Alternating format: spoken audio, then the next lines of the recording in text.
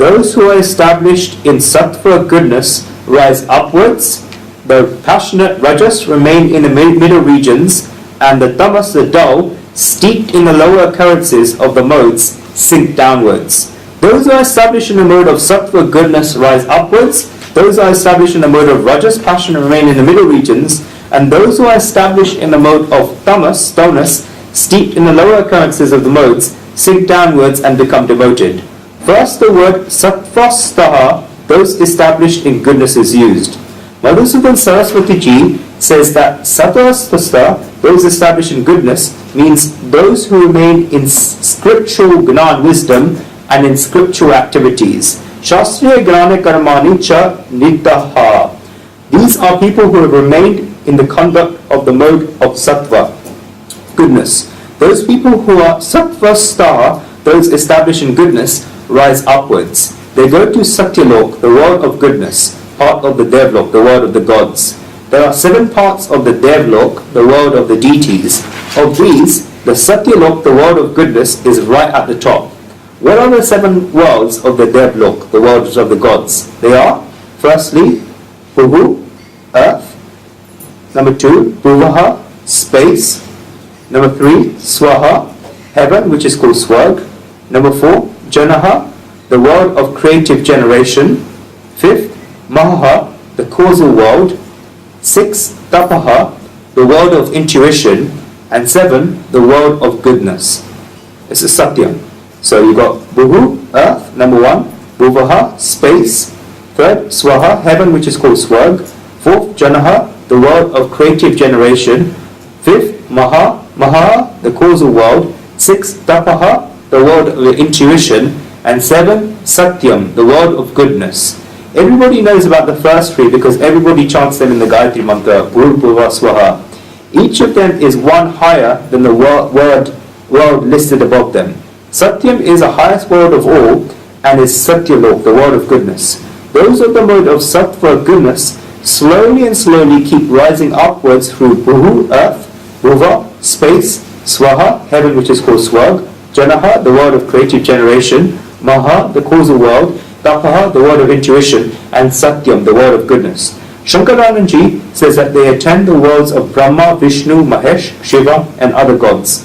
Keshav, Ramanujarji, Srimad Vallabhacharji, and other great souls say that through the purification of the Antakaran, inner being, and attainment of ground wisdom of the soul, slowly and slowly they rise upwards, become released of the bondages of the material world, and attain liberation. They say, Krameva Sansar Bandhanat Muksham Gachanti. A person of the mode of Rajas passion remains in the middle regions, which is the world of human beings. What is this state like? These people stay as human beings, but a person cannot remain as a human being forever because it's a middle state, and either the person becomes demoted to go to deluded bodies, or the person develops to go to the body of a dev, a god. Punara Vruti Rupantaya Dukha Prapyam Evatat. If he goes to a deluded body, then he gets peace, as one cannot fall any lower than that. And if he goes to the body of a dev, a deity, then there's also peace, that he has attained something through his development. A human body is just a bridge.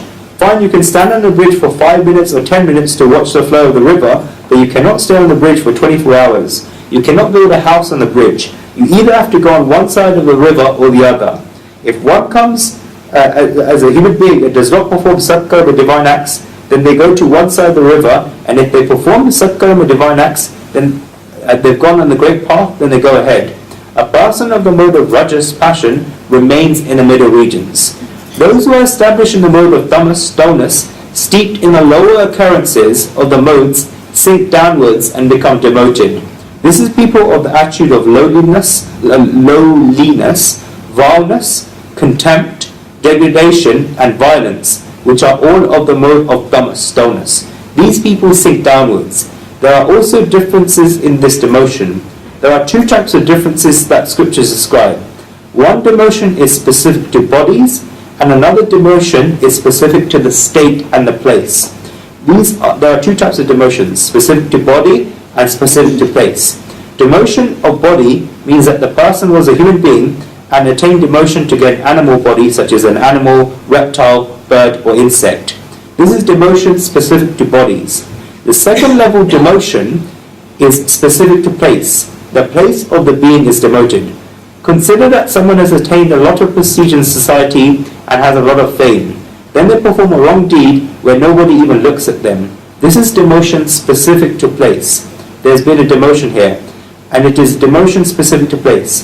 This demotion that Shri Krishna did to Ashwadama.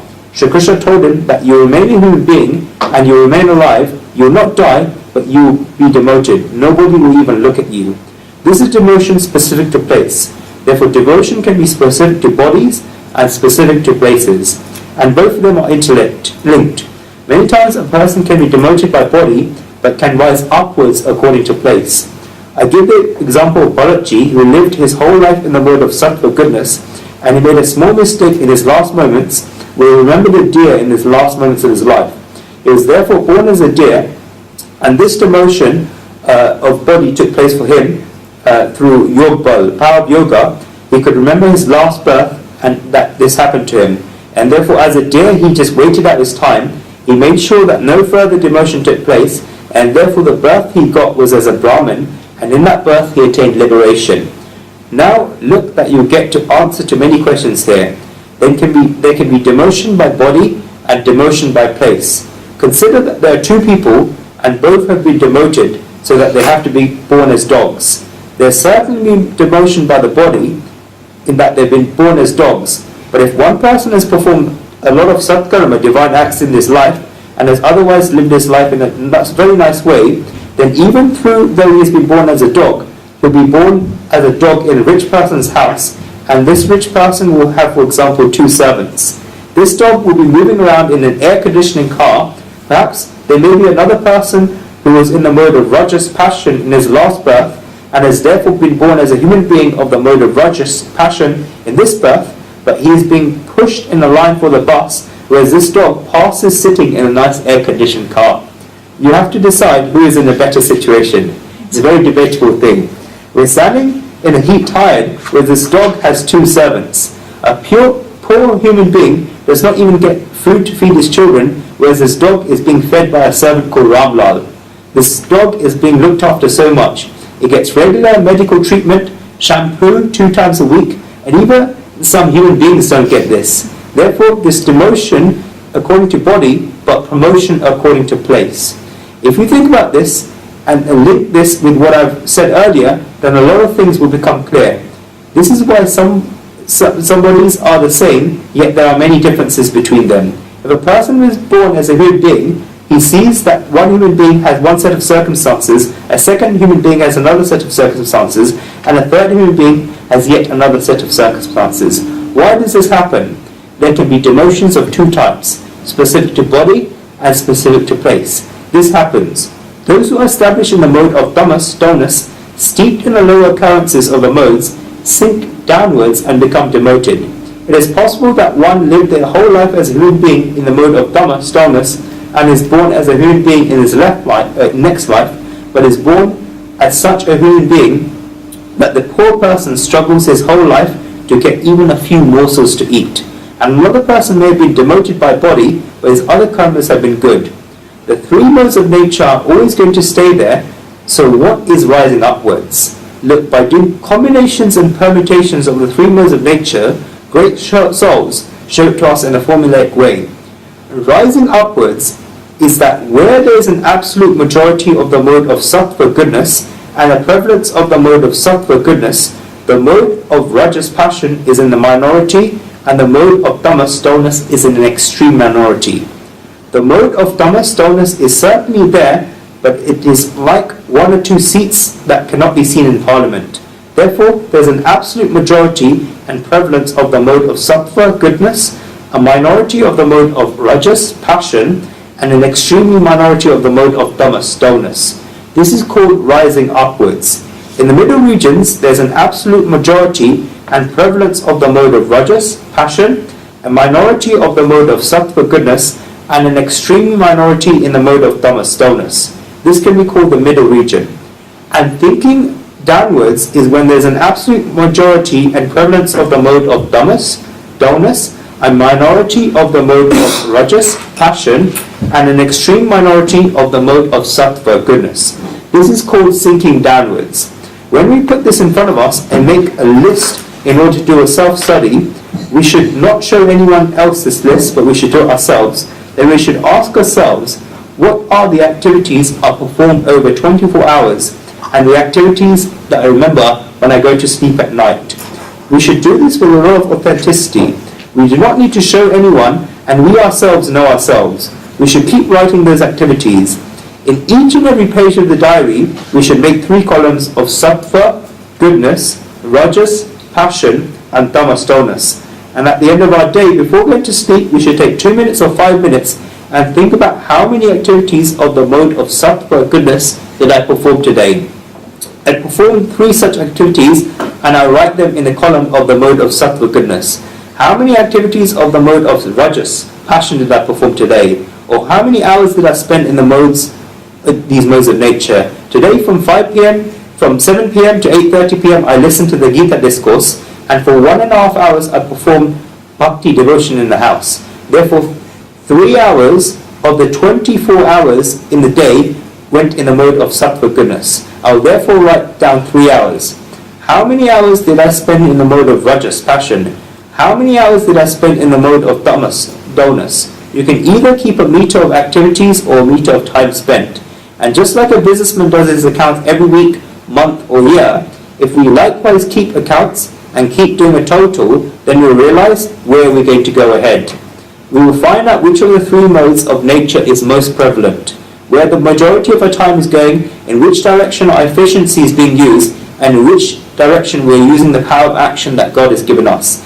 And we will have to do this, if not now, then after 5 years. And if not 5 years, then after 5 births. But Nanya Pantha Vidyante Anya. There is no alternative apart from this. There is no escape from this. When our understanding becomes awakened, and when something begins to move in our hearts, then we will have to do it. There is no escape from this. This is the only way.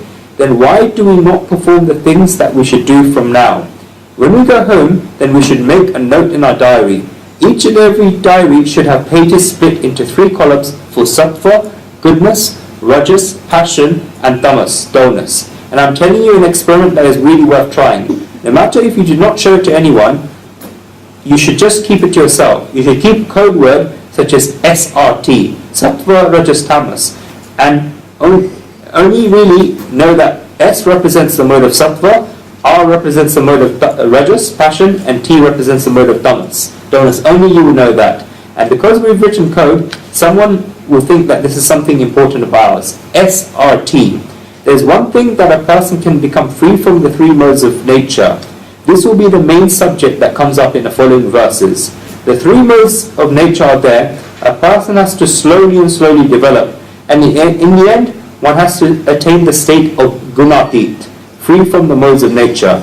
The Gita has used this word, the state of gunatit, free from the modes of nature. Gunat atita, gunatitaha.